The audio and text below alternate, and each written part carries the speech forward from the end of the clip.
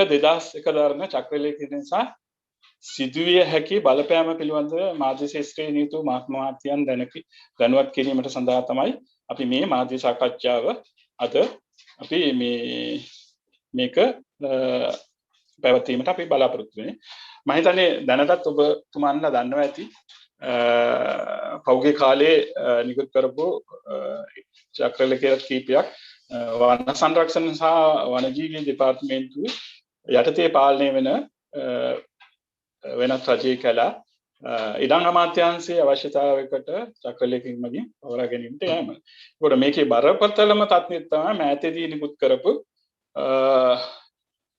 2001 දරන චක්‍රලේඛය. මම පොඩි ඉදිරිපත් කිරීමක් සකස් කරලා තිනවා. මම ඒ හරහා මේක පැහැදිලි කිරීමට බලාපොරොත්තු වෙනවා. මම මේකේ ඉතිහාසය පිළිබඳව පොඩ්ඩක් පැහැදිලි කරන්නම්. වන සංරක්ෂණ දෙපාර්තමේන්තුවේ තිබ්බ ඉඩම් රටේ සංවර්ධන අවශ්‍යතාවය සඳහා කාලයෙන් කාලයට චක්‍රලේඛනය මගින් පවරලා තියෙන දිසාපති හා ප්‍රාදේශීය ලේකම් වරුන් වෙත රටේ සංවර්ධන අවශ්‍යතාවය. විශේෂයෙන් 598 කියන 1998 චක්‍රලේඛයේදී වියලි කලාපේ හෙක්ටර් 80කට නෝඩු වනාන්තරත් කෙත් කලාපේ හෙක්ටර් 8ට අඩු වනාන්තරත් දිසාපති හා ප්‍රාදේශීය ලේකම්ගේ පරිපාලනයට යටත්ව පාලනයට චක්‍රලේඛයක් නිකුත් කරන ලැබුවා. ඊට පස්සේ රටේ ඒ කාලේ ජාත්‍යන්තරව ඇතිවෙච්ච බලපෑම් හා රටේ ඇතිවෙච්ච බලපෑම් නිසා මේ කැලෑවලට සිදුවන හානිය ගැන සැලකලා 2001 චක්‍රලේඛයක් ඉඩම් අමාත්‍යාංශයේ ලේකම් විසින් 2001 8 10 ලියුවා. මේකෙදී ඇවිල්ලා සංරක්ෂිත රක්ෂිත ගම්බද හැර ඉතුරු සියලු රජයට අයිති වෙනත් කැලෑ වන සංරක්ෂණ ජෙනරාල්ගේ තනි පාලනයට නතු කරා. ඊට පස්සේ එහෙම තියෙනකොටත් රටේ සංවර්ධන අවශ්‍යතාවයන් සඳහා 2006 චක්‍රලේඛනය මගින් රජයට ඉඩම් ලබා ගන්න පුළුවන් ක්‍රමවේදයක් ඒ චක්‍රලේඛනය මගින් සකසලා තිබුණා. කිසිම ගැටලුවක් නැතුව මේ වෙනකන් ඒ රජයට අවශ්‍ය ඉඩම් ලබා ගැනීමේ කටයුතු මේ හරහා සිදු වුණා. නමුත් ඔබතුමාලාට මතක ඇති ගිය අවුරුද්දේ 2020 කියලා චක්‍රලේඛයක් ඉන් පස්සේ නිකුත් කරා. අපි ඊළඟ මේකට යමුද රංජන් මහත්තයා? ඊට ඉස්සෙල්ලා මම තව කාරණයක් මතක් කරන්න ඕනේ. වන සංරක්ෂණ දෙපාර්තමේන්තුවේ ආඥා පනත අන්තිමවට අපිට සකස් කර 2009 කියන ආඥා පනත මම අර ඉස්සෙල්ලා ප්‍රකාශ කරපු අර සියලුම වෙනත් කළා මේ ආඥා පනතේ 20 වෙනි වගන්තිය යටතේ තමයි පාලනය වෙන්නේ. ඒ කියන්නේ සංරක්ෂණ වනාන්තරයක්, රක්ෂිත වනාන්තරයක්, ගම්බද වනාන්තරයක් ඇත. ඉතුරු සියලුම වනාන්තර වන සංරක්ෂණ ආඥා පනතේ 20 වෙනි වගන්තිය යටතේ මේ ආවරණය ලැබෙන මේක පාර්ලිමේන්තුවේ සම්මත 65/2009 දරන වන සංරක්ෂණ ආඥා පනත. මෙහෙම තියෙනකොට තමයි ඊළඟ එකට යමුද රංජන් මහත්තයා? රංජන් 2001 කියලා චක්‍රලේඛයක් ගේනවා 2020 පරිසර අමාත්‍යාංශයේ මේකෙදී එයාලා සැලකිලි මැදින් රජයේ සංවර්ධන වැඩවලට අවශ්‍ය වනාන්තර නැහැ. ඒ නිසා මේ තියෙන සියලුම රජයේ ඒ කියන්නේ සංරක්ෂිත රක්ෂිත නොවන ගම්බද නොවන වෙනත් රජයේ කැලෑ තියෙන සියලුම කැලෑ ඉඩම් අමාත්‍යාංශයේ යටතට පවරා ගන්නවා කියලා. නමුත් ඒකේ සමහර වගන්ති කීපයක් තියෙනවා. 4 වෙනි වගන්තිය යටතේ මම හිතන්නේ මේකේ ප්‍රදර්ශනය ඔයාලා පේනවා ඇති. විශේෂයෙන් කාරණා 10ක්. එකක් කියලා ගංගා ඇලදොල පරිසර පද්ධතිය, අධික බෑවුන් සහිත ප්‍රදේශ, ජල පෝෂක ප්‍රදේශ, වලියනි සංකලන භූමි තීර, ඓතිහාසික සංස්කෘතික පුරාවිද්‍යාත්මක වැදගත් ප්‍රදේශ, විශේෂයෙන් මේ රජයේ සෞභාග්‍ය දක්වන ප්‍රකාශනයේ ඉලක්කයන් සපුරා ගැනීමට යෝජිත ප්‍රදේශ, වඳවීමේ තර්ජනයට ලක්වති පක්ෂීන් ජීවත් වෙන ප්‍රදේශ, රජයේ අනාගත සංවර්ධන හඳුනාගත් ප්‍රදේශ මේ වගේ කාරණා 10ක් ගැන සැලකිල්ලට අවධානයට යොමු කර ඉතිරි වෙන ප්‍රමාණය වන සංරක්ෂණ දෙපාර්තමේන්තුව විසින් හඳුනාගෙන ප්‍රාදේශීය ලේකම්වරුන්ට පැවරා දී යුතුයි කියන එක තමයි මේ චක්‍රලේඛයේදී සඳහන් වෙන්නේ. ඒ අනුව දැන් වන සංරක්ෂණ දෙපාර්තමේන්තුව කටයුතු කරලා මේ වෙනකොට හෙක්ටාර 65000ක ප්‍රමාණයක් හඳුනාගෙන තියෙනවා. සමහර ඒවා දැනටත් ප්‍රාදේශීය ලේකම් මහතුරුන්ට පවරදා දීලා තියෙනවා. අපි ඊළඟට යන්න හදනවාද?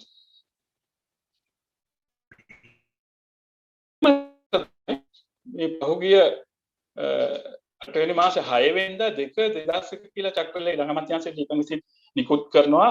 මම දන්නා පරිදි අනිත් අයගේ අපේ වන සංරක්ෂණ දෙපාර්තමේන්තුව වනජීවි දෙපාර්තමේන්තුව කිසිම සාකච්ඡාවක එකකතාවයක නොමැතිව ඒකෙදි යාලා කියන්නේ මේ පසුගිය 98 චක්‍රලේඛ 5 ලේඛේ අවලංගු කරනවා ගැසට් නොකරපු සියලුම කලා දෙකේ රක්ෂිත හැර ඉතුරු නට රජාකරවලින් ගැසට් නොකරපු සියලුම කලා ඉඩම් අමාත්‍යාංශයේ පාලනයට නතු වෙන බව කඩමුඩියේ මේ කොරෝනා අස්සේ අවධානය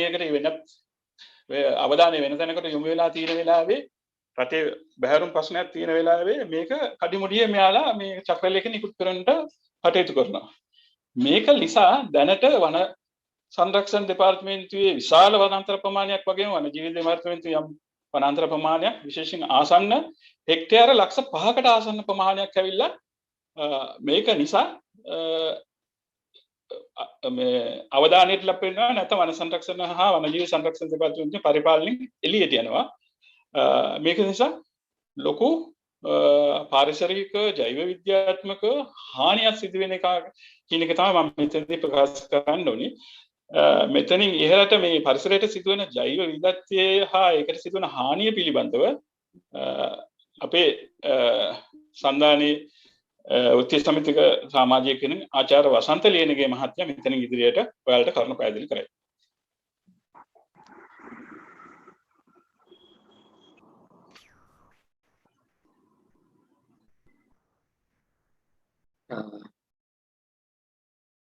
සුබෝදෑසනක් අපි ළඟ සයිට් එකට යමුද? මේ ඉඩම අමාත්‍යාංශ ලේකම්තුමා විසින් නිකුත් කරපු 2001 චක්‍රලේඛයේ මූලික කරුණු දෝෂ සහිතයි. මොකද මෙතෙන්දී ආචාර්ය ජගත්ගුණවර්ධනයන් මීට කලින් පැහැදිලි කරලා තිබුණා මේකේ තියෙන නෛතික දෝෂමය තත්ත්වයන් කිහිපයක්. වන සංරක්ෂක ජෙනරාල්වරයා සහ වනජීවි අධ්‍යක්ෂ ජෙනරාල්වරයා චක්‍රලේඛේ නම් සඳහන් කරලා තියෙනවා වනජීවි සංරක්ෂක ජෙනරාල්වරයා යමින් අපි තරකුත් ඒක වනජීවි අධ්‍යක්ෂ ජෙනරාල්වරයා කියලා වන සංරක්ෂක ජෙනරාල්වරයා හෝ වනජීවි අධ්‍යක්ෂ ජෙනරාල්වරයා විසින් ගැසට් මගින් ප්‍රකාශයට පත් කරපු කිසිම වනාන්තරයක් ලංකාවේ නැහැ. මොකද මේ ආඥාපනත අනුව වනසත්ත්ව විශ්ලතා ආඥාපනත අනුව හෝ වන සංරක්ෂණ ආඥාපනත අනුව වනාන්තර ගැසට් මගින් ප්‍රකාශයට පත් කිරීමේ බලතල සම්පූර්ණයෙන්ම තියෙන්නේ අදාළ විෂයභාර අමාත්‍යවරයා. ඒකවල ශ්‍රී ලංකාවේ පවතින්නේ අමාත්‍යවරයා විසින් ගැසට් කරපු වනාන්තර මිසක් දෙපාර්තමේන්තු ප්‍රධානීන් විසින් ගැසට් කරපු වනාන්තර නෙවෙයි නිසා මේ චක්‍රලේඛය අනුව මේ ලංකාවේ තියෙන සියලුම වනාන්තර මේ ක්‍රමයට අනුව ගත්තොත් මේ චක්‍රලේඛයෙන් ප්‍රාදේශීය ලේකම්වරුන් භාරයට පත් වෙනවා කියලා එක තමයි මේ සඳහන් වෙන්නේ. ඒක දෝෂ සහිත චක්‍රලේඛයක් කියලා අපි කියන්නේ ඒකයි. ඒකම වන සංරක්ෂණ ආඥාපනතේ ඉස්සලා රාකල් මහත්මයා නම් කරා වගේ 2009 අංක 65 පනතෙන් වෙනත් රජයේ වනාන්තර වන සංරක්ෂණ ආඥාපනතේ 20 වෙනි වගන්තියට යටත් කළා. එහි නීතිය ක්‍රියාත්මක කිරීමේ කටයුතු සියල්ලම වන සංරක්ෂණ දෙපාර්තමේන්තුවේ වන සංරක්ෂණ ජෙනරාල්වරයා යටතට පත් කළා තියෙනවා. ඒක නිසා එහෙම පනතක් බලපෑවෙද්දී චක්‍රලේඛයකින් ඒ වෙනත් රජයේ වනාන්තරවල ක්‍රියාකාරකම් ඉෂ්ට කිරීම සඳහා ප්‍රාදේශීය ලේකම්වරුන් වෙත බලය පැවරෙනවා නම් යම් වන සංරක්ෂණ ආඥාපනතේ 20 වෙනි වගන්තිය යටතේ පැහැදිලි කරලා තියෙන වැරදි ක්‍රියාවන් සිදුවීමට ඉඩ තිබෙනවා. ඒ නිසාම එතෙන්දී නීතිය ක්‍රියාත්මක කරන්න වන සංරක්ෂණ දෙපාර්තමේන්තුවේ නිලධාරීන් බැඳිලා ඉන්නවා. වන සංරක්ෂණ ආඥා පනතට අනුව ලැබිලා තියෙන බලතල අනුව. එතකොට මෙතන සම්පූර්ණයෙන්ම පරිපාලන සම්බන්ධයෙන් ගැටලු මතුවෙනවා, ගැටලුකාරී තත්ත්වයක් මතුවෙනවා. නීතිය අනුවත් නෛතිකමය ප්‍රශ්න මතුවෙනවා. ඒක වන සංරක්ෂණ ආඥා පනත උල්ලංඝනය කරන චක්‍රලේඛයක් කියලා තමයි අපිට මේක සඳහන් කරන්න වෙන්නේ. ඒ වගේම ආණ්ඩුක්‍රම ව්‍යවස්ථාවේ 27/14 වගන්තිය අනුව ජනතාවගේ යහපත උදෙසා පරිසරය ආරක්ෂා කොට සුරක්ෂිත කොට වැඩි දියුණු කළ යුතුය කියන එක රජයේ වගකීමක්. රජයේ වගකීමක් කියන්නේ සියලුම රාජ්‍ය නිලධාරීන් වශයෙන් අපේ වගකීමක් වෙනවා. එතකොට ඒක ආණ්ඩුක්‍රම ව්‍යවස්ථාවේ මේ වගන්තියක් උල්ලංඝනය කරනවා කියන්නේ ඒක ලොකු වරදක් වෙනවා. සාමාන්‍යයෙන් වෙනත් රටවල් වලට වඩා ලංකාවේ ආණ්ඩුක්‍රම ව්‍යවස්ථාවේ පරිසරය සම්බන්ධයෙන් විශේෂ සඳහනක් කළා. ඒක ආරක්ෂා කොට සුරක්ෂිත කිරීම, වැඩි දියුණු කිරීම රජයේ වගකීමක් කියලා පැහැදිලිව මූලික නීතියෙන් ඉදිරිපත් කළ තියෙද්දි යම් කිසි වනාන්තරයක් නොවන ක්‍රියාවක් බවට පරිවර්තනය වෙනවා නම් ඒ සඳහා නිසි යැගීමක් සිදු කෙරෙන්නේ නැත්නම් එතනම ආණ්ඩුක්‍රම ව්‍යවස්ථාවේ උල්ලංඝනය කිරීමක් සිද්ධ වෙනවා. ඒක නිසා අපිට ඒ අනුවත් මේ චක්‍රලේඛයේ සඳහන් සමහර කාරණා වලට එකඟ වෙන්න හැකියාවක් නැහැ. ඒ වගේම අධිකරු ජනාධිපතිතුමාගේ සෞභාග්‍ය දැන් ප්‍රතිකාශනයට අනුව මේ රටේ වනවැස්ම 35 දක්වා වැඩි කිරීමක් බලාපොරොත්තු වෙනවා 2030 වෙද්දී 2025 වෙද්දී 32 දක්වා වැඩි කිරීමක්. එහෙම වැඩි කරන්න නම් අපිට මේ ලංකාව ඇතුළේ තවත් අලුතෙන් ඉඩම් හොයන්න බෑ. මේ තියෙන වනාන්තර ප්‍රදේශ ආරක්ෂා කරගත යුතුයි. ඒ වගේම ඒ නිසාම මේ චක්‍රලේඛයෙන් වෙන දේවල් වලින් අද රජයේ වෙනත් වනාන්තර හෙක්ටාර ලක්ෂ 5ක් විතර අහිමි වෙනවා නම් ඒකෙන් වෙන්නේ ඒ ප්‍රතිපත්ති ප්‍රකාශනයෙන් ජනතාව විසින් අනුමත කරපු ප්‍රතිපත්ති ප්‍රකාශනයේ යම් වගන්තිත් උල්ලංඝනය කිරීමක් වෙනවා මෙතෙන්දී. ඒකම ලංකාවේ තියෙනවා ජාතික වන ප්‍රතිපත්ති 1992 සම්මත වෙච්ච ජාතික වන ප්‍රතිපත්තිය 1995 ජාතික වන ප්‍රතිපත්තියේ ප්‍රධාන අරමුණු තුනක් තියෙනවා. පළවෙනි අරමුණ තමයි අපිට තියෙන මේ වන සම්පත් ආරක්ෂා කර ගැනීම. දෙවෙනි අරමුණ තියෙන වන සම්පත් ප්‍රමාණය තව ටිකක් වැඩි කර ගැනීම. එතකොට රටේ පිළිගත්තු ජාතික ප්‍රතිපත්තියටත් මේක විරුද්ධ වෙනවා. ඒකට එරෙහිව යෑමක් වෙනවා මේ රජයේ වෙනත් වනාන්තර වන සංරක්ෂණයේ ක්ෂේත්‍රයෙන් බැහැර කිරීමෙන්.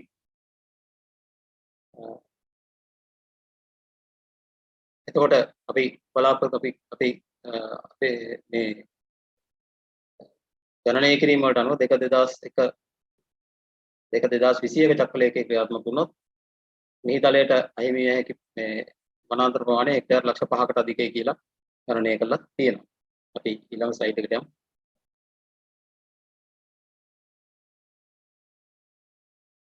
දිස්ත්‍රික් අනුව ගත්තාම වෙනත් රජයේ වනාන්තර මෙන්න මේ ආකාරයෙන් තියෙන්නේ.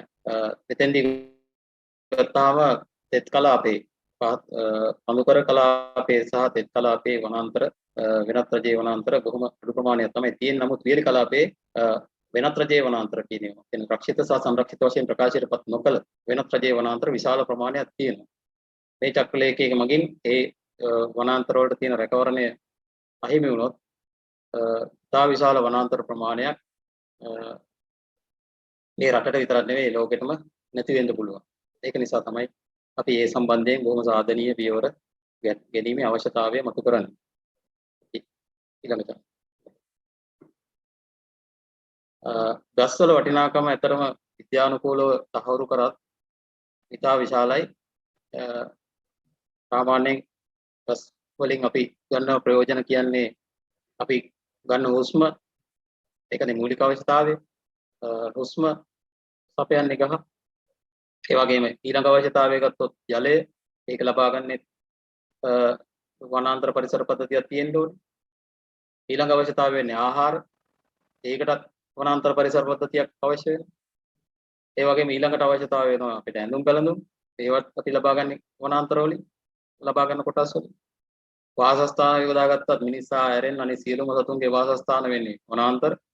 මිනිසා වනාන්තරයේ මත පදනම් වෙලා වනාන්තරයෙන් එළියට ඇවිල්ලා වෙනම වාසස්ථානයක් හදාගත්තත් ඒ වාසස්ථානය හදාගන්නත් වනාන්තරයෙන්ම තමයි අවශ්‍ය දේවල් ලබා ගන්න. ඉතින් වනාන්තර කියන එක අපේ ජීවිතේට බද්ධ වෙලා තියෙනවා.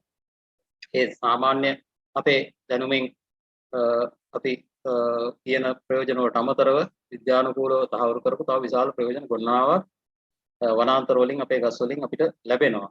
සාමාන්‍ය වායුගෝලයේ තියෙන අහිතකර අංශු වලින් 75ක් විතර වායුගෝලය උරා ගන්නවා. අපේ වායුගෝලය පිරිසිදු කරනවා.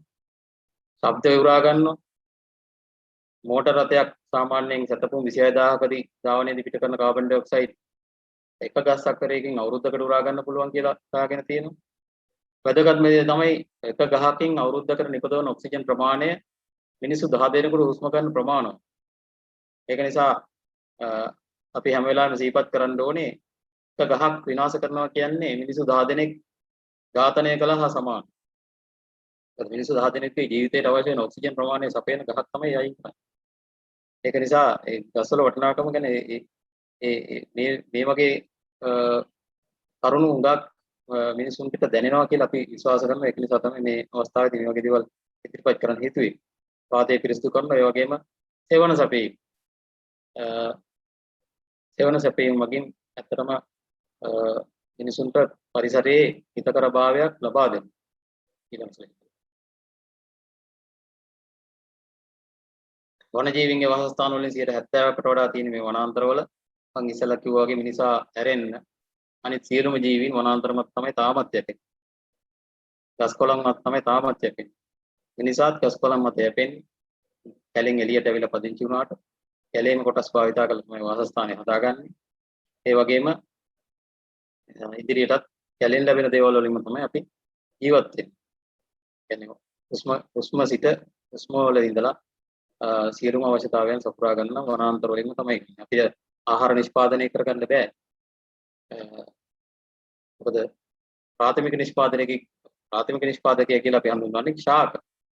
අපිට පුළුවන් වෙන්නේ මොකක් හරි ආහාරයක් නිපදවපු ආහාරයක් තවත් ආහාරයක් බවට පරිවර්තනය කර ගැනීම අපිට කරන්න පුළුවන් වුණාට අපිට අමුද්‍රව්‍ය විදියට ඉරේලිය සහ ජලය විතරක් අවලං කරලා කාබන් ඩයොක්සයිඩ් එක්ක අපිට ආහාර හදා ගන්න බෑ. ඒක කරන්න පුළුවන් ගස් වලට විතරයි. ඉතින් ඒක නිසා අපි හැම වෙලාවෙම මේ ශාක ලෝකය ආරක්ෂා කරගන්න ඕනේ. මේ වනාන්තර වල තමයි මේ රටට ආවේනික ශාඛා සත්ත්ව විශේෂ බහුතරයක් තියෙන්නේ. ඒ ආවේනික විශේෂයක් විනාශ වුණා කියන්නේ ඒක මේ රටෙන් විතරක් නෙවෙයි මුළු ලෝකෙම සමහර වෙලාවට මේ විශ්වයේම වඳ වුණා වෙන්න පුළුවන්. සමහර වෙලාවට මේ ආවේනික ශාඛා සත්ත්ව විශේෂවල අපි හඳුනා නොගත්තු මිනිස් වර්ගයාගේ දියුණුවට හේතු වන නොයෙකුත් රසායන ද්‍රව්‍ය ජාන කොටස් ඇති. අනාගතයේදී සොයාගත හැකි වෙන. අපි දැනටම මේ ශාක සත්ව කොටස් මොනහරි අපේ ක්‍රියාකාරකම් නිසා වඳ වෙලා ගියොත් අනාගතයේදී හොයාගන්න තියෙන දේවල් අපිට අහිමි වෙනවා. සමහරලාට අපිට මේ දැනට අවිලා තියෙන වසංගත තත්ත්වයේ වගේ විශාල වසංගත තත්ත්වයන්ට අනාගතයේදී මුහුණ දෙන්න පුළුවන් වෙන්නේ. ඒ වෙලාවේදී අපිට හොයාගන්න වෙන මේ ඖෂධ බොහෝ විට මේ ආවේනික ශාක සත්ත්ව විශේෂවල දීන්න පුළුවන්. අපි දේශීය ඖෂධ ඒ වගේම බටහිර ඖෂධ කිව්වත් බටහිර ඖෂධයත් වෙනම එන්නේ නැහැ. ඒවත් මොනවා හරි ශාකවෝ සත්ව සාර වලින් තමයි හැදෙන්නේ. ඒක නිසා අපේ තියෙන මේ ආවේනික ශාක සත්ව කොටස් අනාගත පරම්පරාව වෙනුවෙන් අපි ආරක්ෂා කරගන්න ඕනේ. නායයමවම කරන්න වනාන්තර විශාල කාර්යභාරයක් සිදු කරනවා. ජලය රඳවා ගන්නවා. විශේෂයෙන් ගංගා ද්‍රෝණි වල එක සැරේට මුදා හැරෙන්නේ නැහැ. වරුසාව එක සැරේට මුදා හැරෙන්නේ වනාන්තර නැති වුණොත්. වනාන්තර තියෙනවා නම් ඒ ජලය ගලා යන වේගය අඩු කරලා ක්‍රමයෙන් මුදා හරිනවා. එතකොට ඒක නිසා ගම් වතුර තත්ත්වය පාලනය වෙනවා. ඒ වගේම අපිට තවත් වැදගත්ම වනාන්තර කොටසක් තමයි කඩොලාන වනාන්තර. මේක නවදානිය දෙන්නේ නැත්තේ මොකද කඩොලාන වනාන්තරවල දැවමේ වටිනාකම අඩු නිසා. නමුත් ඒකත් වනාන්තර පරිසර පද්ධතියක්. අපිට දැව කියන එක වනාන්තරයෙන් ලැබෙන බොහොම සුළු ප්‍රයෝජනයක් විතරයි. අනිකුත් සියලුම පාරිසරික පද්ධති වල තියෙන පාරිසරික සේවාවන් සියල්ලම සැපේන කඩොලාන වනාන්තරවල. ඒක නිසා රජයේ වෙනත් වනාන්තර යටතේ විශාල ප්‍රමාණයක් තියෙන කඩොලාන වනාන්තර. ඒවා බොහෝ විට පිහිටලා තියෙන්නේ මුහුද ආසන්න කලපු ආසන්න ප්‍රදේශවල. සංචාර කර්මාන්තයට බොහොම වැදගත් බොහොම හොට්ස්පොට් කියලා අපි හඳුන්වන්න පුළුවන් තැන්වල තමයි මේ කඩුලාන පරිසර පද්ධතිය තියෙන්නේ. ඒක නිසා දැනට ගැසට් කරපු නැති ගැසට් මගින් ප්‍රකාශයට පත් කරපු නැති කඩුලාන වනාන්තර විශාල ප්‍රමාණයක් රජයේ විවිධ සංවර්ධ ව්‍යාපෘති මගින් විනාශ වීමේ හැකියාව තියෙනවා. ඒ අතරේ තියෙනවා ඇත්තටම අති දුර්ලභ ඒ වගේම ආවේනික කඩුලාන ශාක ඒ වගේම කඩුලාන පරිසර ආශ්‍රිතව ජීවත් වෙන නොයෙකුත් සතුන් මේ අයගේ පරිසර පද්ධති විනාශ වීමේ අවදානමකුත් මේ තීරණය නිසා උද්ගත වෙන්න පුළුවන්. බොහොම ස්තුතියි.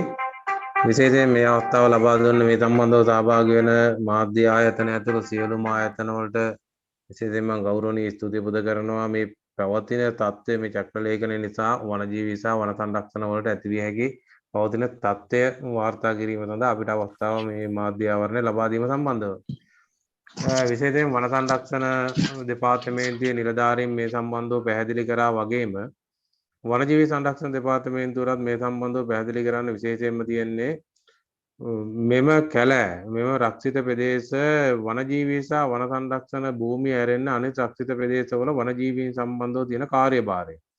ඒකෙදි පැහැදිලිවම අපි කියන්න උත්සාහ කරන්නේ වනජීවීන්ට වන සංරක්ෂණ සහ වනජීවී රක්ෂිත කියලා සීමාවක් නැහැ. වනජීවියාගේ අරමුණ තමයි එයාගේ ජීවිතය තමයි එයාගේ පැවැත්ම තමයි එයාගේ පරිසර පද්ධතිය තුළ කැලෑ පරිසර පද්ධතිය තුළ ජීවත් වීම.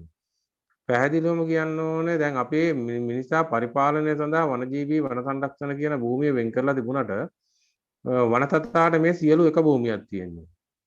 ඒ නිසා මෙම රක්ෂිත ප්‍රදේශ මෙම ඉඩම් අමාත්‍යාංශ ලේකම්තුමාගේ මේ ප්‍රකාශයේ පැහැදිලිවම 4 වෙනි ඡේදයේ පැහැදිලි කරලා දීලා තියෙනවා. මෙම රක්ෂිත ප්‍රදේශ ප්‍රාදේශීය ලේකම් හෝ දිස්ත්‍රික් ලේකම් වරුන්ට භාවිතා කිරීම සඳහා ගන්නා අරමුණ. ඒකෙදි පැහැදිලිවම තියෙන සංවර්ධන කටයුතු සහ මහජන අවශ්‍යතාවයන් සඳහා ප්‍රයෝජනෙ ගැනීම සඳහා කියන. අන්න එතනයි තියෙන මේකේ තියෙන ලොකුම බරපතලකම. මේකෙදි පැහැදිලිවම එකී අරමුණ උදෙසා නම් මේ රක්ෂිත ප්‍රදේශ ගන්නේ මෙම රක්ෂිත ප්‍රදේශවල තියෙන ජීවීන් සම්බන්ධව මොනවද තියෙන මේ විකල්ප. ඒවා සම්බන්ධව මොනවද ගන්න ක්‍රියාමාර්ග. මේ රක්ෂිත ප්‍රදේශවල සිටින ජීවීන් සම්බන්ධව අධ්‍යයනයක් කරලා තියෙනවද? මේ රක්ෂිත ප්‍රදේශවල තියෙන සුවිශේෂීතාවය මොකක්ද කියලා අධ්‍යයනයක් කරලා තියෙනවද? එතකොට මෙහි මෙතෙක්කල් පරිසරයට සමාජයට ලබා දුන්න දායකත්වය මොකක්ද කියලා අධ්‍යයනයක් කරලා තියෙනවද? ඒ කිසිවක් නැතුව මෙසේ චොකොල කෑල්ලකින් චක්‍රලේඛනයක් නිකුත් කළ පමණින් මේ පරිසරයේ විනාශ වීමට යෑම මොනතරම් හානියක්ද? මේ තුල තියෙන ජීවීන්ට මොනතරම් හානියක් වෙනවද? මේ තුල සිටින මේ තුලින් මෙතෙක් කල පරිසරයට ලබා දුන්නේ දායකත්වය මොකක්ද කියලා ඒ දායකත්වය නැති වෙනකොට මොකක්ද ඇති වෙන හානිය පැහැදිලිවම කියන්න ඕන. ජලපෝෂිත ප්‍රදේශ මේ මිනිසා මේ හැම දෙයකින්ම සිදුවෙන්නේ අවසානයේදී මහජනයාට සුපසිද්ධිය තමයි මේ මෙතෙක් කාලයක් මේ පරිසර පද්ධතියේ කැලෑ විදියට තිබුණා සිද්ධ වුණේ. මහජනයාගේ සංවර්ධන කටයුත්තක් කියලා ගොඩනැගිල්ලක් සහ වෙනත් ගොවිතැනක් කිරීමට කැලෑ කැපීම ඒකෙදී මහජනයාගේ දෛනික ආර්ථික ප්‍රතිලාභයක් ලැබුණට දීර්ඝ කාලීන මහජනයාගේ පැවැත්ම තහවුරු වෙන්න මහජනයාගේ පමණක් නෙවෙයි අනිකුත් ජීවීන්ගේ පැවැත්ම තහවුරු වෙන්න මේ සබාදාමේ අනිකුත් ජීවීන් එක ජීවත් වීම අවශ්‍යයි. අනික පැහැදිලිවම තේරුම් ගන්න ඕන එක දෙයක් තියෙනවා මේ සබාදාම තුළ මවලා තියෙන ජීවීන් අතර මිනිසා කියන්නේ එක ජීවියෙක් පමණයි. එතකොට අපි වගේම අනිකුත් ජීවීන් මේ සබාදාම තුළ ජීවත් විය යුතුයි. එතකොට මිනිසාගේ සියලු අවශ්‍යතාවයන් උදෙසා අනිකුත් ජීවීන් සහ අනිකුත් පරිසර පද්ධතිය විනාශ කිරීම සඳහා දායක වීම මොනතරම් සාධාරණ සහ යුක්තිසහගත කර්මක්ද කියන එක අපිම හිතලා බලන්න ඕන දෙයක්. මේවට මේ සබාදහමට අභියෝග කිරීමේ ප්‍රතිඵල තමයි අද වෙනකොට මේ සබාදහම විසින් අපිට දඬුවම් දීලා අපි මේ විඳවන්නේ. මෙච්චර දෙයක් පෙනි පේන්න තියෙන කොටත් මේ දේවත් යථාර්ථයේ තේරුම් නොගෙන මේ ලෙස මහජනයා පමණක් මේ ලෝකේ ජීවත් විය යුතු මිනිසා පමණක් මේ ලෝකේ ජීවත් විය යුතුයි කියන පරමාර්ථයෙන් මේ වගේ දේවල් සිදු කිරීම මොනතරම් අසාධාරණද? ඒ වගේම තමයි පැහැදිලි කරන්න ඕන මේ රටේ අද වෙනකොට තියෙන ලංකාව තුළ තියෙන ප්‍රධානම ගැටලුවක් තමයි වලිමිනිස් ගැටුම. වලිමිනිස් ගැටුමේදී 2011 වනජීවී සංරක්ෂණ දෙපාර්තමේන්තුව තුළ සිදු කරන අලි සංගණනයේදී පැහැදිලිවම වනජීවී රක්ෂිත සහ වනජීවී රක්ෂිත වලින් එළියේ සිටින වලි සම්බන්ධව දත්ත තියෙනවා. මේ දත්ත වලින් වනජීවී රක්ෂිත වල 3950ක් වනජීවී රක්ෂිත තුල වාර්තා වෙනකොට 1929ක් වනජීවී රක්ෂිත වලින් එළිය වාර්තා වෙනවා. එතකොට මේ අලි ජීවත් වෙන වනජීවී රක්ෂිත වලින් එළිය අර ඉස්සෙල්ලා මම පැහැදිලි කරා වගේ වනජීවියාට මේක වනජීවීද වන සංරක්ෂණ ඒරියාද අවශේෂ කරෑද කියන එකක් නැහැ. එයා කැලෑ තුල ආහාර තමන්ගේ ජීවන චක්‍රය පවත්වාගෙන යෑම සිදු කරන්නේ. එතකොට මේ අලිමිනිස් ගැටුමට අද මේ රජයක් විදියට ආණ්ඩුවක් විදියට මැදිහත් වෙලා දීර්ඝකාලීන මේ ආණ්ඩුවත් විශේෂ යෝජනා කීපයක් ගෙනාවද මේ විශේෂ යෝජනා කීපයක් ඉදිරිපත් කරාද ඒ ඉදිරිපත් කිරීම තුළ යහපත් ප්‍රතිචාරයක් දැන මේ වගේ ක්‍රියාදාමයක් තුළින් ඒකට යහපත් ප්‍රතිචාරයක්ද මේ කියන එක පැහැදිලි වෙන්නේ නැහැ. හොඳම දේ අලිමිනිස් ගැටුම උග්‍ර වීමම තවත් උග්‍ර වීමට තවත් පාරක් කැපීමක් මේ තුලින් සිදු වෙන්නේ. මේ අලිමිනිස් ගැටුම ඇති වෙන්න ප්‍රධාන හේතුවක් තමයි අලින්ගේ තියෙන වාසභූමි අහිමි වීම. මේ වාසභූමි අහිමි වීම තවත් ඉදිරියට අහිමි වීම තුලින් ඒ රැක්ෂිත ප්‍රදේශවල තියෙන ජීවීන් අලි කොහෙද ඉන්නේ? ඒ අලි කොහෙටද දක්වන්නේ? ඒ අතර මිනිස්සු අතර ඊටවත් මේ තුල වගා කරන්න ගත්තට මේ මිනිස්සු යලි අතර ගැටණේ ඇති වෙන එක තවත් වළක්වන්න බෑ. ඒ වගේම තමයි පැහැදිලිවම අලි මේ එළියට යන්න අරමුණ මොකද්ද කියන එක අධ්‍යයනය කරන්න ඕනේ. රක්ෂිත වලින් එළියේ ආහාර පාන තමන්ගේ වාස භූමියේ සීමා වීම සහ තමන්ගේ ජීවන චක්‍රය පවත්වාගෙන යාමයි ඒගොල්ලන්ගේ අරමුණ ජීවියෙකි.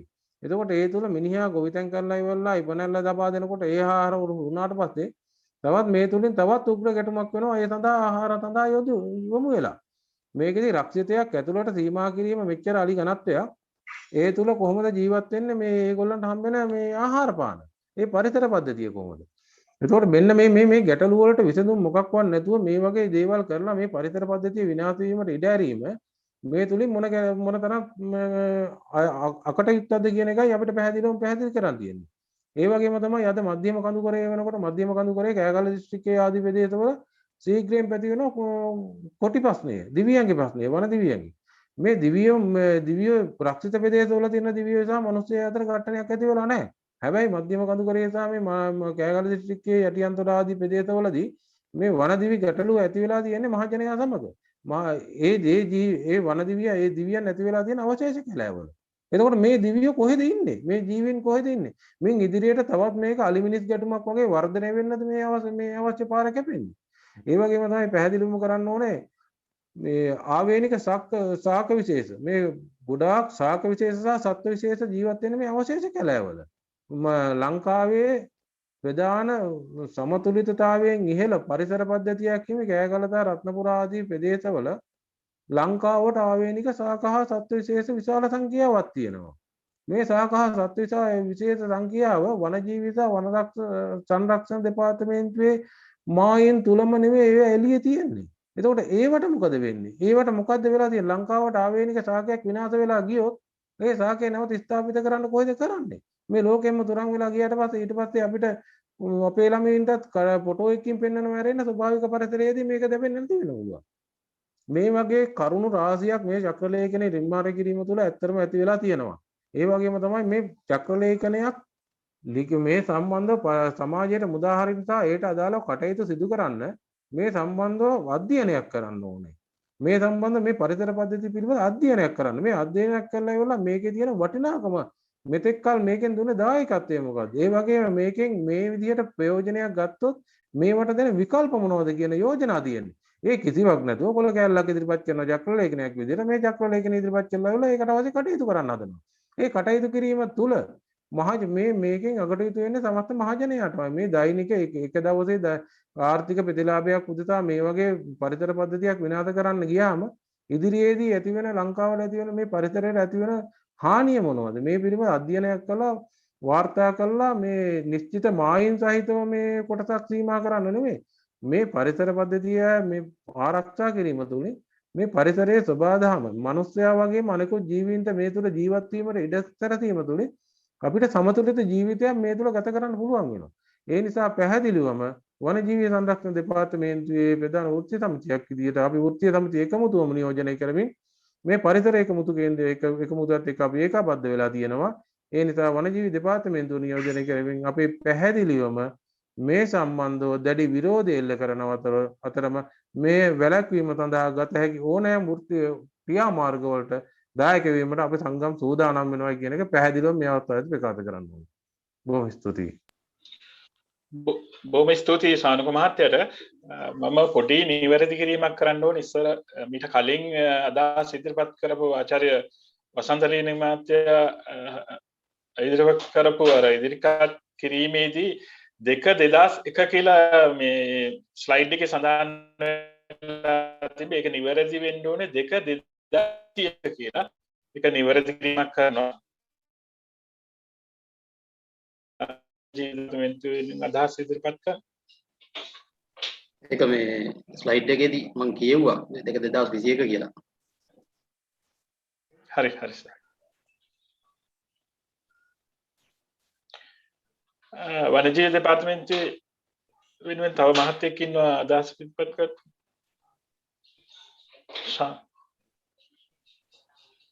අපි එන මධ්‍යම පරිසර අධිකාරියේ රණවක මහත්තයට මේ අවස්ථාව ලබා දෙනවා අදහස් ඉදිරිපත් කරන්න. සුබ උදෑසනක් ප්‍රාර්ථනා කරනවා. අපි ඇත්තටම මේ වගේ වාතාවරණයක් ඇතුලේ අර මීට ප්‍රථමව කතා කළා වගේම මේ මාධ්‍යවේදී මහත්වරුන්ට විශේෂයෙන් ස්තුතිවන්ත වෙනවා මේ වගේ අවස්ථාවක් සලසා ගැනීම සම්බන්ධව. ඒ වගේම අර අපිට ලොකු ගැටලුවක් තියෙනවා දැන් මේ රට මේ වගේ බැරෑරුම් අවස්ථාවක තියෙද්දි නමුත් රටට අහිතකර විවිධ වූ චක්‍රලේඛ වගේ දේවල් ජනතා විරෝධී දේවල් මේ විදිහට කරලියට එනවා. නමුත් ඒ සම්බන්ධයෙන් විරෝධය දක්වද්දී අපිට වෙන ප්‍රශ්නය තමයි මේ ඒකට කාලය නෙමෙයි කියන්නේ.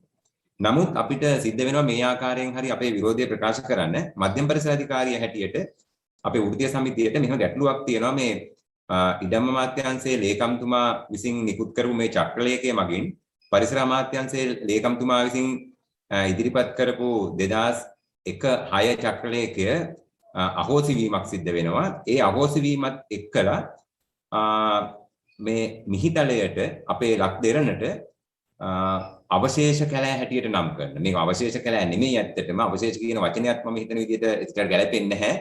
මේ කැලෑ හෙක්ටයාර ලක්ෂ 5ක් අපිට අහිමි වෙනවා.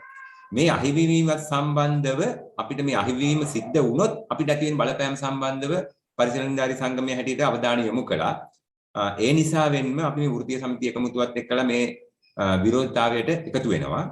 දැන් මෙහිදී අපි දකිනවා වෘත්තීය සමිතියක් විදියට මේ අක්කර ඉඩම් හෙක්ටයාර ලක්ෂ 5 අපිට අහිමි වුණොත් මේ තුලින් සිද්ධ වෙනවා විශේෂයෙන්ම අපි පරිසර පනත ආරක්ෂා කිරීම තමයි මධ්‍යම පරිසර අධිකාරියේ මූලික වගකීම වෙන්නේ.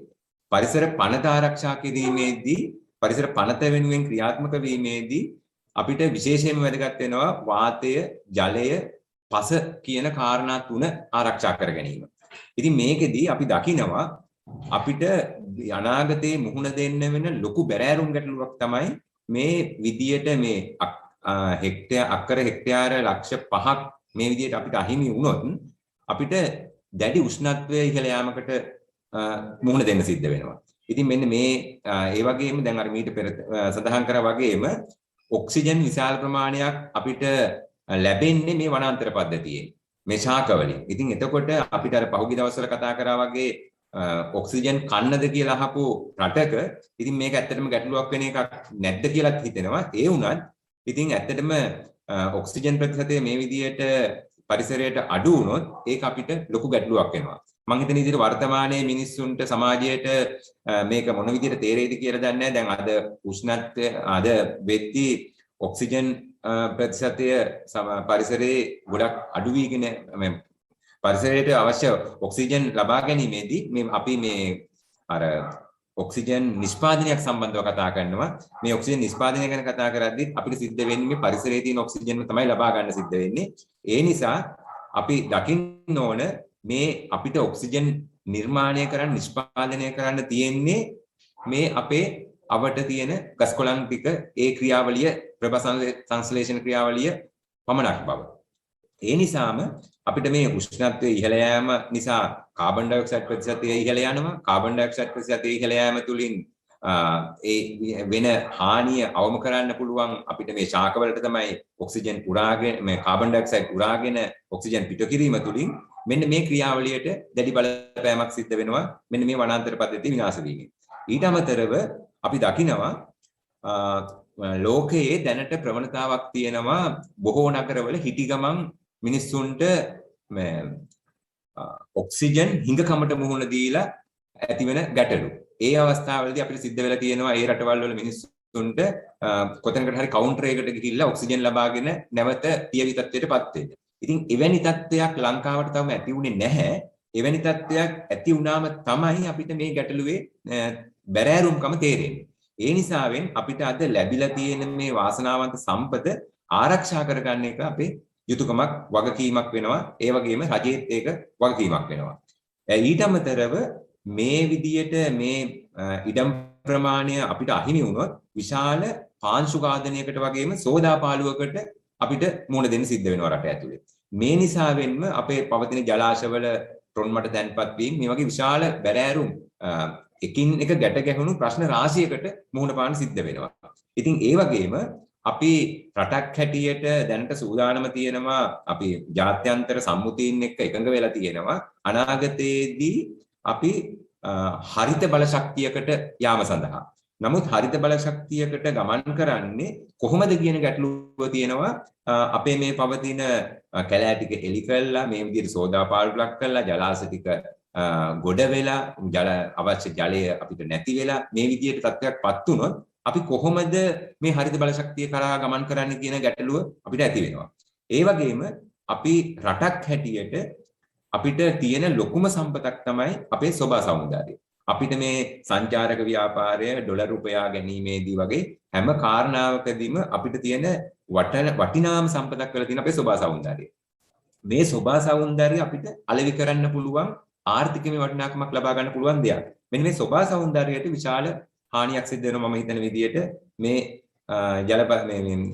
වනාන්තර පද්ධතියේ අහිමිවීම තුළ. ඒ වගේම අර මීට පෙර ආතුවත් කතා කළා වගේ මේ වනාන්තර පද්ධතිය රැකීම ඇතුලේ අපිට ලැබෙන ජල ප්‍රමාණය වර්ෂාවෙන් ලැබෙන ජල ප්‍රමාණය ජල ගබඩාවක් විදිහට ආරක්ෂා කරගන්නේ මේ වනාන්තර පද්ධතිය ඇතුලේ. ඉතින් ඒක නිසා එවැනි ගබඩා කර ගැනීමේ තියෙන අවස්ථාවක් එවැනි ගබඩාවක් තමයි අපි මේ විනාශ කරලා දාන්න හදන්නේ. ඒ නිසා අපිට මේ පරිසර පද්ධතියේ විනාශ වීම තුල රටට විශාල බලපෑමක් සිද්ධ වෙනවා. ඉතින් ඒක නිසාවෙන්ම අපිට සිද්ධ වෙනවා මේ වනාන්තර පද්ධතිය රැක ගැනීම සඳහා කොන්දේසි විරහිතව සියලු ජනතාවට මේ වෙනුවෙන් පෙළ ගැහෙන්න. මීට පෙර ආතුව කතා කළා වගේම මේ වනාන්තරවල ජීවත් වෙන මේ අලියතුන් සම්බන්ධ ගැටලුව. අලිමිනිස් ගැටුමේදී අපි නිතරම ප්‍රවෘත්ති බැලුවොත් අපිට පේන්නේ අලි සහ මිනිස්සු අතර ගැටීමක්. ඉතින් මෙන්න මේ අලි නිසා විනාශ වෙන ජීවිත නෙමේද කියන ගැටලුව අපිට තියෙනවා. බොහොම දුප්පත් අසරණ ගොවි ජනතාව ඒ මිනිස්සු අලි වෙනුවෙන් අලින් එක්ක ගැටිලා මේ විනාශයට පත්වීම ඇතුලේ ඒ ජීවිත සඳහා වග කියන්නේ කවුද?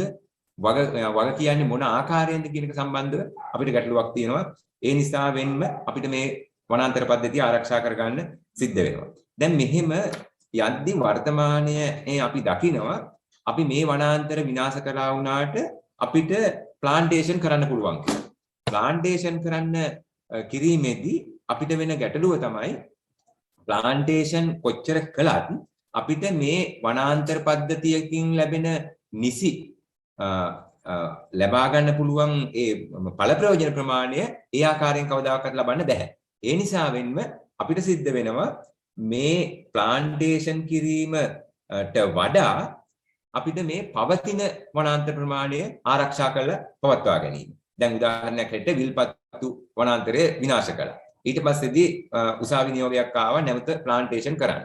ඒ ප්ලාන්ටේෂන් කරන්න උසාවි නියෝගය ලැබුණා වුණත් ඒක ක්‍රියාත්මක වීම කෙසේ වෙතත් ඒ වනාන්තරය නැවත යථා තත්ත්වයටපත් කිරීම කියන එක කළ හැක්කක් නෙමෙයි. මුල් පැවති තත්ත්වයටපත් කිරීම කියන්නේ කළ හැක්කක් නෙමෙයි. ඒ නිසා වෙන්න ප්ලාන්ටේෂන් සිදු කිරීමට නැවත වනවගාව සිදු කිරීමට වඩා අපි උත්සාහ කරන්න ඕන පවත්නා වනාන්තර ප්‍රමාණය ආරක්ෂා කරගන්න. දැන් විශේෂයෙන්ම අපි දකිනවා වර්තමාන රජය විසින් ඉදිරිපත් කරපු සෞභාග්‍ය දැක්ම ප්‍රතිපත්ති ප්‍රකාශනයේ පෙන්눔 කරලා තියෙනවා වනාන්තර ප්‍රතිශතය 130 දක්වා ඉහළ නංවන්න. මේ ඉහළ නැංවීම කරන්නේ කොහොමද? මේ වගේ විශාල වනාන්තර ප්‍රමාණයක් අපි විනාශ කළා ඒ ප්‍රතිශතය පහළට දමලා අපි කොහොමද 130 දක්වා ගමන් කරන්නේ? මේක බරපතල ගැටලුවක්. ඊට අමතරව මේ ඒ ප්‍රතිපත්ති ප්‍රකාශනයේ සඳහන් වෙනවා විශේෂ අපි ඒක ඉතාමත්ම අගය කරලා සලකනවා. ඒ ප්‍රතිපත්ති ප්‍රකාශනයේ සෞභාග්‍ය දැක්ම ප්‍රතිපත්ති ප්‍රකාශනයේ සඳහන් වෙලා තියෙන මේක විද්වතුන් පිරිසක් එකතු වෙලා හදපු වටිනා ප්‍රකාශනයක්. එවැනි ප්‍රකාශනයක වටිනාකම අපි ඇත්තටම අගය කොට සලකන්න ඕන. එහි සඳහන් වෙනවා තමන් වෙනුවෙන් හඬ නැගිය නොහැකි කණ්ඩායම් කියලා හඳුන්වනවා. තමන් වෙනුවෙන් හඬ නැගිය නොහැකි කණ්ඩායම්. එහිදී හඳුන්වනවා විශේෂයෙන්ම සතුන් සහ අනාගත પરම්පරාව. මෙන්න මේ තමන් වෙනුවෙන් හඬ නැගිය නොහැකි කණ්ඩායම් වෙනුවෙන් මේ පරිසරය භූමිය ආරක්ෂා කරනවා කියලා ඒ ප්‍රතිපත්ති ප්‍රකාශනයේ තියෙනවා. තිරසාර පරිසර ප්‍රතිපත්තියක් කියන අරමුණ වෙනුවෙන් මේක එකතු කරලා තියෙනවා ප්‍රතිපත්ති ප්‍රකාශනයේ. එතකොට බොහොම හොඳ ප්‍රකාශනයක්, හොඳම ප්‍රතිපත්තියක්. එහෙමනම් මෙන්න මේ තමන් වෙනුවෙන් හඬ නැගිය නොහැකි කණ්ඩායම වෙනුවෙන් මේ පරිසරය ආරක්ෂා කරන්නේ කොහොමද? මේ අර මීට පෙර ආතු සඳහන් කළා වගේම කිසිම සොයා බැලීමක් නැතුව, විමසීමක් නැතුව, අධ්‍යයනයක් නැතුව, මොකුත්ම නැතුව මේ වගේ කොලයක් කඩදාසියක් අත්සන් කළා සමාජයට එව පමණින් කොහොමද මෙන්න මේ ප්‍රතිපත්ති ප්‍රකාශනයේ තියෙන කරුණු අපි යථාවත් කරගන්නේ? මට පේන විදිහට මේ ගැටලුව මට දැනෙන විදිහට අතිගරු ජනාධිපතිතුමා ප්‍රමුඛ රජය විසින් සිදු කරන මේ ගෙනාවු මේ ප්‍රතිපත්ති ප්‍රකාශනයට විරුද්ධව යන කාර්යයක් තමයි මේ තුල සිද්ධ වෙලා තියෙන්නේ. ඒ නිසා වෙන්න අපිට වෘත්තීය සමිතියක් විදියට නිහඬව බලාගෙන ඉන්න බෑ. අපේ යුතුයකම අපිට ඉෂ්ට කරන්න සිද්ධ වෙනවා. ඒ නිසා අපිට මේ සම්බන්ධයෙන් අපේ විරෝධය ප්‍රකාශ කරන්න සිද්ධ වෙනවා. ඒ වගේම වර්තමාන ලෝක ප්‍රවණතාවය සලකද්දී වර්තමානයේ ලොකු ප්‍රවණතාවයක් තියෙනවා රටක මිනිස්සු සතුටින් ජීවත් කරවීම. නමුත් මේ විදියට වනාන්තර මේ විදිහට විනාශ කළා, මිනිසුන්ගේ තියෙන සෞඛ්‍යයට හානි කළා, ඒ වගේම මිනිසුන්ට තියෙන සතුට අහිමි කරගෙන යන ගමනක් තුල අපි එතෙන්ට ගමන් කරන්නේ කොහොමද කියන ගැටලුව අපිට තියෙනවා. ඉතින් අනිත් එක තමයි මෙහෙම වර්තමානයේ අපි දකිනවා මේ චක්‍රලේඛ නිකුත් කිරීම, ගැසට් නිකුත් කිරීම මේ තුල කිසිම අධ්‍යයනයක් නැතුව මේ විදිහට චක්‍රලේඛ නිකුත් කිරීම තුල මේ ගැසට් වලට, චක්‍රලේඛ වලට පවතින වර්තමානයේ ජනතාව තුළ තියෙන විශ්වාසය සම්බන්ධ ගැටලුවකුත් ඇති වෙලා තියෙනවා. චක්‍රලේඛයක් නිකුත් වෙනවා, කිසිම අධ්‍යයනයක් නැහැ, සොයා බැලීමක් නැහැ, අදාළ ආයතන සමග සාකච්ඡා කිරීමක් නැහැ. සීත කාමරයක් ඇතුළේ ඉඳගෙන චක්‍රලේඛයක් අත්සන් කළා, චක්‍රලේඛය එළියට දානවා. හැබැයි ඒ තුලින් සිද්ධ වෙනවා ලොකු බලපෑමක් මේ රටේ ජනතාවගේ විශ්වාසයක් තිබුණ මේ රජයේ නිලධාරි ගාව තිබුණ ජනතාව ළඟ තිබුණ යම් විශ්වාසයක් මේ සම්බන්ධව ගැසට් එකක් සම්බන්ධව ඒ වගේම චක්‍රලේඛයක් සම්බන්ධව මෙන්න මේ විශ්වාසයට බලපෑම් කිරීමක් සිද්ධ වෙනවා. අන්න ඒක රටක් හැටියට අපිට ලොකු බරපතල ගැටලුවක් සිද්ධ වෙනවා බවටපත් වෙනවා. ඒ නිසා වෙන්නම මෙන්න මේ කරුණු කාරණා සියල්ල හේතු කොටගෙන මේ මීට වඩා ඉතාමත්ම ගැඹුරු ඒ වගේම ඉතා පුළුල් හානියක් රටට සිද්ධ වෙනවා මේ අක්කර හෙක්ටයාර ලක්ෂ 5 අපිට මේ විදියට වනාන්තර පද්ධතියට අහිමි කිරීම තුලින්. ඒ නිසාවෙන් අපි මේ සම්බන්ධයෙන් විරෝධතාවය දක්වනවා. විරෝධතාවය දක්වමින් ඒ වගේම විශේෂයෙන් සඳහන් කරන්න ඕන රජයේ සෞභාග්‍ය දැක්ම ප්‍රතිපත්ති ප්‍රකාශයට අනුව මේක ආරක්ෂා කරන්න රජය දක්වන උත්සාහයටත් පටහැනිව යන ඒ වගේම පරිසර පනත අපිට ආරක්ෂා කරගන්න තියෙන ඒ අවස්ථාවටත් පටහැනිව යන ඒ වගේම අපේ රටට මහඟු සම්පතක් අහිමි කරන අවස්ථාවක් වෙන මේ චක්‍රලේඛයට ක්‍රියාත්මක වීමට විරුද්ධව අපි එකාවන්ව වෘත්තීය සමිති එකමුතුව හැටියට අපි එකතු වෙනවා මධ්‍යම පරිසර අධිකාරිය පරිසර නිලධාරී සංගමය. එසේ එකතු වෙමින් මේ වෙනුවෙන් ගන්න ඕනෑම ක්‍රියාමාර්ගයකට අපි සහයෝගය දක්වනවා. අපි දැඩි ලෙස ඉල්ලා සිටිනවා මේ චක්‍රලේඛය වහාම අහෝසි කළා පැවති ආකාරයෙන් පරිසර අමාත්‍යාංශය විසින් මීට පෙර නිකුත් කර තිබූ චක්‍රලේඛයේ පරිදි ඉඩම් නිදහස් කිරීමේ කටයුතු සිදු කර ගන්නා ලෙසත් මේ හානිය රටට සිදුවීම වළක්වාලන ලෙසත් ඉතාමත්ම ඕනෑකමින් ඉල්ලා සිටිනවා. මේ අවස්ථාව ලබා දීම සම්බන්ධයෙන් බොහොමත්ම ස්තුතියි නිහඬ වෙනවා. බොහොම ස්තුතියි.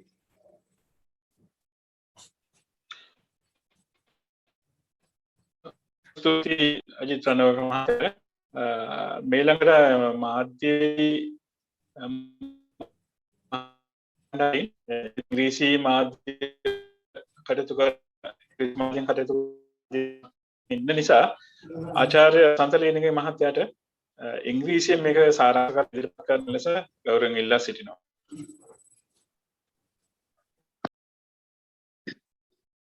Okay, that the Secretary of the Ministry of Land issued that 2021 circular. Because of this circular, more than 5,000 hectares of the forested lands will be in danger. You know that the sole authority to protect the land, protect the forested lands, according to the forest ordinance, is the Forest Conservator General, and the other forested lands belongs to the Department of Wildlife Conservation. The wildlife officers should be responsible to protect these all forested lands. According to the forest ordinance, the final amendment to the forest ordinance is 65 2009. That forest ordinance, according to that forest ordinance, the number 20, article number 20, shows that how to protect these other state forests, or OSF. We normally use OSF or other state forests. According to that Environment Ministry Circular number 1 2020, it is explained as government residual forest. But according to the law, according to all the laws and all the acts, all the ordinance, there's no such word as government residual forest. Normally we use that the conservation forest, reserved forest, and the village forest are considered as the reserve, the gazetted forest reserves. The other forests which were not gazetted are called as other state forests. So after issuing this circular by the Secretary of Lands, number 2 to 2021, it shows that it mentioned that all the other forested lands not gazetted yet can be obtained by the divisional secretaries for any other development works. So that lot of the forested areas are in danger because they can be used as non-forested development activities. So what will happen to the ecosystem, biodiversity, the fauna and flora of these valuable ecosystems after implementing this circular. Before that, the Environment Ministry issued a circular number 1 2020. It shows some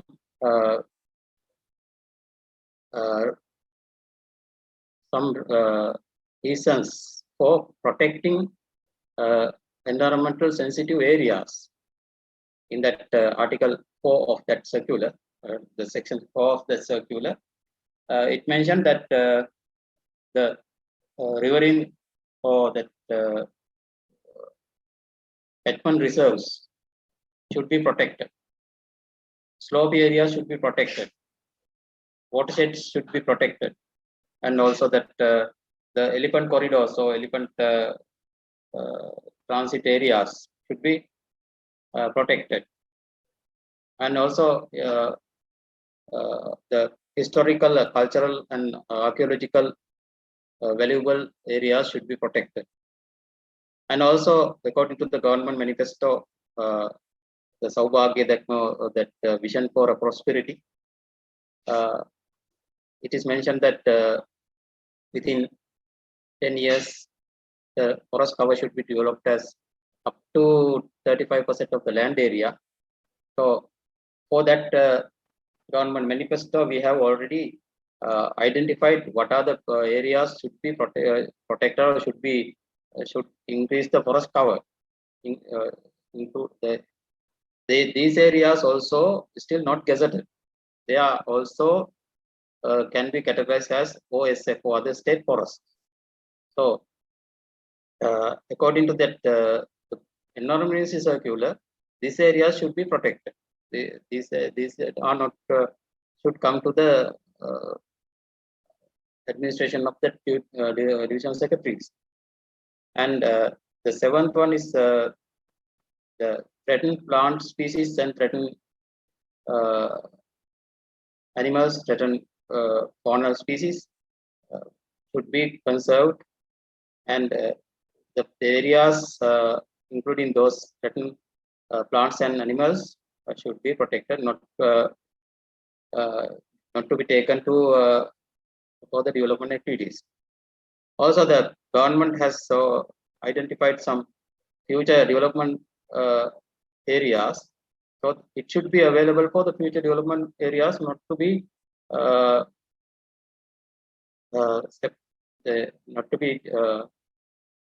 delivered the lands for the people for settlements. So it should be protected until the development activities come.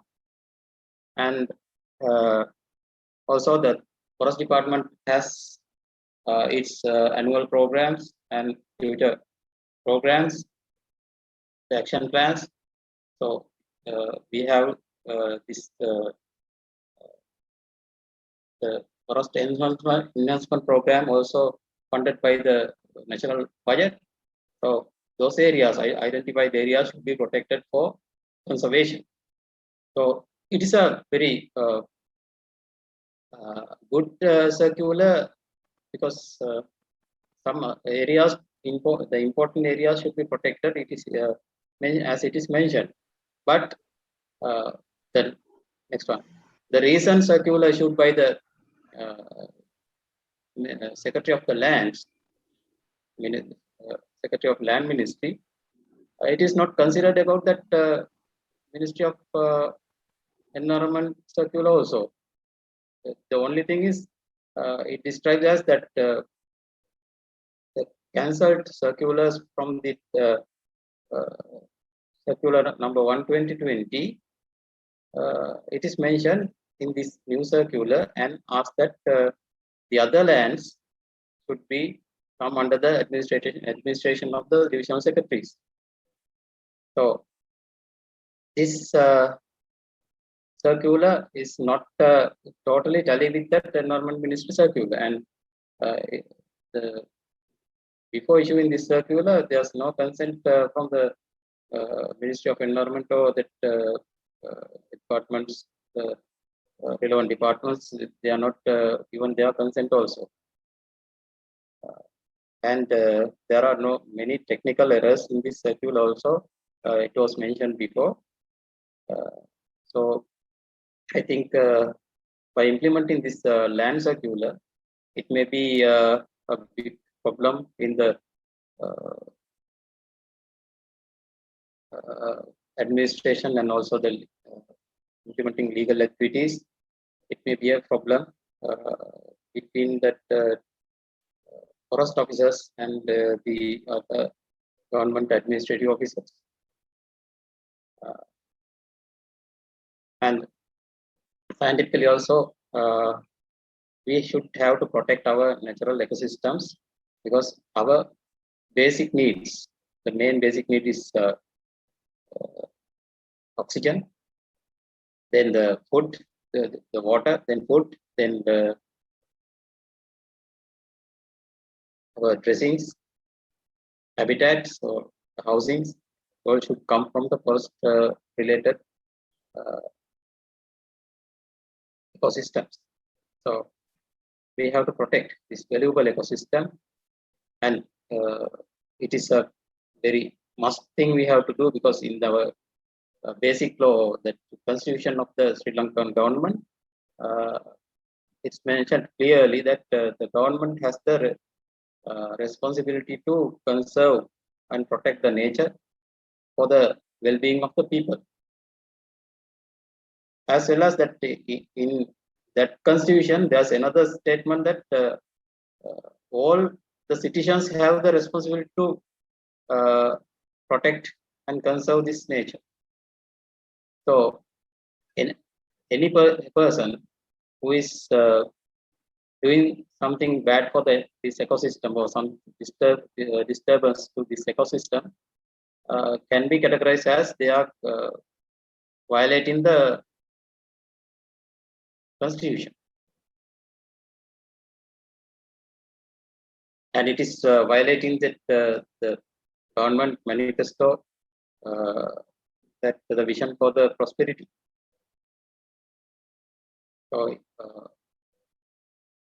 lot of areas of the forest lands, more than 5 lakhs of hectares, can be lost after implementing this circular. So we cannot achieve that this vision for the prosperity if this continue for future.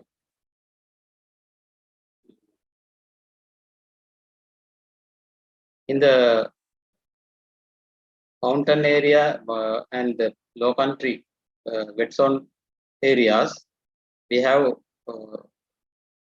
less other state forests, but in the dry zone areas we have more. So the big threat comes to the dry zone forested areas, because there are a lot of lands to be gazetted, lot of forested lands to be gazetted, but still not. So they all are considered as other state forests. So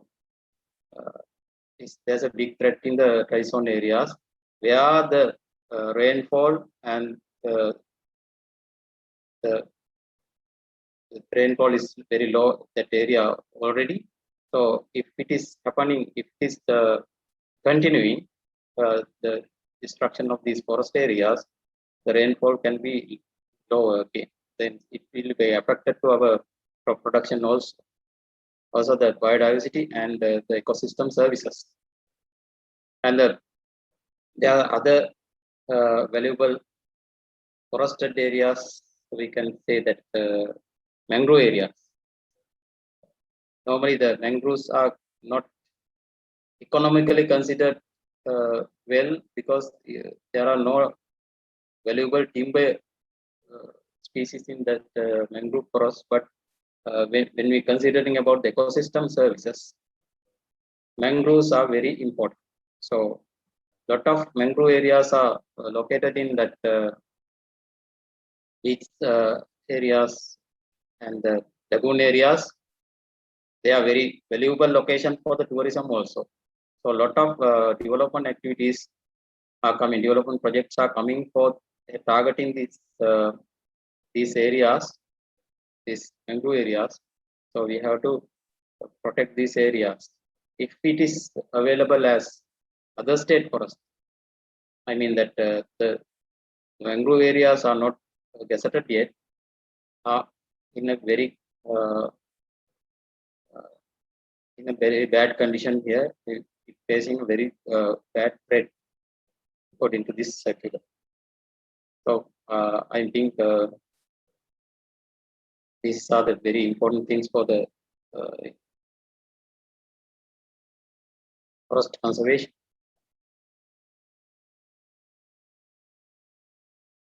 Yes. Normally, lot of land areas belongs to the dry zone areas and the north and east areas covered with forested lands. Lot of land areas are still not gazetted, so we have to concern about that. Those other state forest areas should be conserved and protected. Divisional secretaries I don't think they have the capacity to protect and conserve these lands. So it should be managed under the Forest Department or Department of Wildlife Conservation to have the legitimate protection for these areas, forested lands. Thank you. බොහොම ස්තුතියි ආචාර්ය වසන්ත ලීනගේ මහත්තයාට. මම අහන්නේ ඔබතුමන්ලා යම් වෘත්තීය ක්‍රියාමාර්ගයකට යන්න සූදානම්ද කියලා මේ ගැසට් එක 2021 ගැසට් එකට එරෙහිව. දැනට අපිට ක්‍රියාමාර්ග කීපයක් ගන්නවෙන් ඉන්නවා මහත්මිය. එකක් ඇවිල්ලා මේකට විරුද්ධව අපේ වෘත්තීය සමිතිවල විරෝධතාවය මේ වෙනකොටත් අපි ජනාධිපතිතුමාට ඇමතිතුමාට විශේෂ ඇමතිතුමාට ආයතන ප්‍රධානීන්ට ලිඛිතව දන්වලා තියෙනවා. ඊට අමතරව අපි හිතනවා මේ වෙලාවේ අපිට එල්ලපාලි විරෝධතා කරන්න බෑ රටේ තියෙන කොරෝනා තත්ත්වෙත් නිසා අපි සමාජ මාධ්‍ය හරහා මේ සඳහා ජනමතයක් ගොඩනගන්න මේකේ තියෙන අයහපත් තත්ත්වය ජනතාවට හේතු ගන්නට අවශ්‍ය පියවර අරගෙන ඉන්නවා. ඊට අමතරව අද සාකච්ඡාවත් බලාපොරොත්තු වෙන්නේ විශේෂයෙන් රටේ සංවර්ධනයට මෙන්ම පරිසර හිතකාමී තත්ත්වයක් ගොඩනගන්නට අපි දන්නවා ඉතිහාසයේ ඉඳලා අද වෙනකම් මාධ්‍යවේදී මහත්මීන් කරන කාර්යභාරය අති විශාලයි. මොකද රටේ සංවර්ධනයේ වගේම මහජන පැත්තේ ඉඳලා හැමදේම එයා රටේ මහජනය අවදි කරන්න අවශ්‍ය කාර්යභාර කරන්නේ මාධ්‍යවේදී මහත්මීන්. එතකොට අද අපි බලාපොරොත්තු වෙන්නේ ඒ කාර්යය. ඊට අමතරව අපි දැනට අපි කල්පනා කරගෙන යනවා නීතිමය අධිකරණයේ පිහිට පතන්න අපිට දැනගන්න තියෙන විදියට අපි දැනට තියෙන සාකච්ඡා විදියට මේ ඉඩම් අමාත්‍යාංශයේ ලේකම්තුමා මේක චක්‍රකයේ ඉවත් කිරීමට ලොකු බලාපොරොත්තුවක් නැති විදියට අපිට තේරින් යන්නේ. ඒ නිසා අපි බලාපොරොත්තු වෙනවා අධිකරණ ක්‍රියාමාර්ගයට ඉදිරියට යන්න. ඊට අමතරව මාජනය දැනුවත් කිරීමට අත්පත්‍රිකා සාකස් කරගෙන යන එක බෙදා දීම වැඩපිළිවෙලක් අපි දැනට සාකච්ඡා කරගෙන යනවා. ඒ වගේම අපි රටේ ක්‍රියාත්මක වන පරිසර සංගම්, පරිසර විද්වතුන්, ඒ වගේම පරිසරයට හිතකාමී රාජ්‍ය වෘත්තීය සංවිධාන ඒකරාශී කරන ඔවුන් හරහා මේකට විරෝධතාව ගොඩනගින වැඩපිළිවෙලක් දැනට අපි ක්‍රියාත්මක කරගෙන යනවා. මම නැවත වතාවක් අපි සාරාංශයක් විදිහට කරන්න අපි මේ පරිසර රාජ්‍ය එකතු වී ඇවිල්ලා මම කියපු ආයතනයේ වෘත්තීය කරන අපිට පස්සේ ඒ සම්බන්ධ ආයතනවල උත්තර අපිට ලබා දෙන්න පුළුවන්. ඒ කියන්නේ මධ්‍යම පරිසර අධිකාරිය, වනජීවි සංරක්ෂණ දෙපාර්තමේන්තුව, වන සංරක්ෂණ දෙපාර්තමේන්තුවේ වෘත්තීය සමිති 13ක් නියෝජනය කරනවා මේ සන්ධානයේ. ඊට අමතරව දැන් අපි සාකච්ඡා කරමින් යනවා මාවෙලිය වාරිමාර්ගයේ වගේ කට්ටියත් අපිට කැමැත්ත ප්‍රකාශ කරලා තියෙන අපේ සන්ධානයට සහභාගී වෙන්න. අපේ මාධ්‍යවේදී මාධ්‍යමාතින් ප්‍රශ්න නැත්නම් අපි මේ වැඩසටහන අවසන් කරන්න අපි බලාපොරොත්තු වෙන තම මොනවාරි ප්‍රශ්න ගැටලු තියෙනවා නම් ඉදිරිපත් කරන්න පුළුවන්.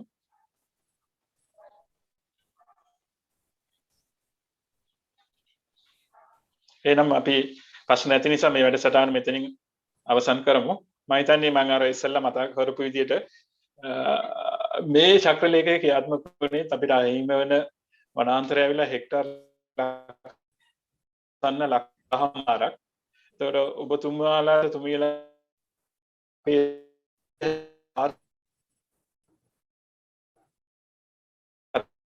ගත්ත මම හිතන්නේ මාධ්‍යයේදී උදාගේ සමාජ යුතුකමක් හා වග රටේ පරිසරයට වෙන්න යන්න පුළුවන් මේ හානිය පිළිබඳ මාජනය අවදි කරන්න.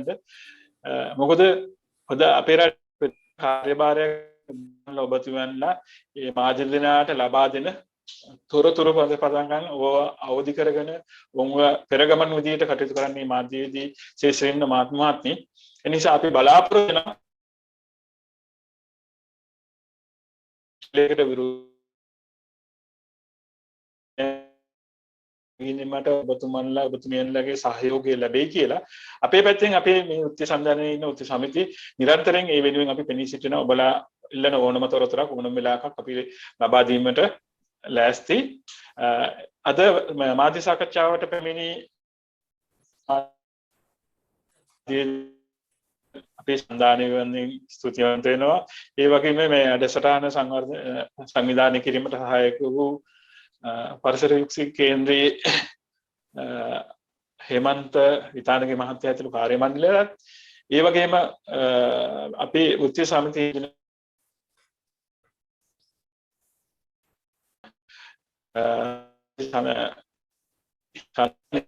මේ අවස්ථාවේ ස්තුතිවන්ත බොහොම ස්තුතියි.